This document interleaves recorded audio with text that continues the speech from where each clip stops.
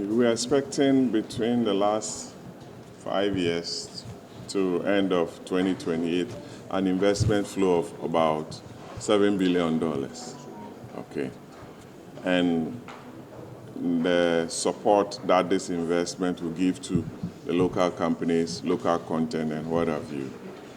If you introduce this sliding scale, yes, you may accrue some revenue, but the net effect will be some job losses that I'll be sharing with you in the report that I'll be giving to you, close to about 1 million jobs. If you lose close to 1 million jobs because the investment required did not come in, you are not going to get the employees' tax from companies, and what have you.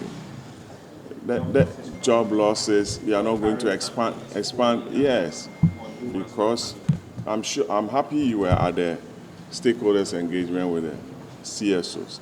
And if you speak with somebody like Ken Ashibe, he's very passionate about some of these issues that this sliding scale will bring.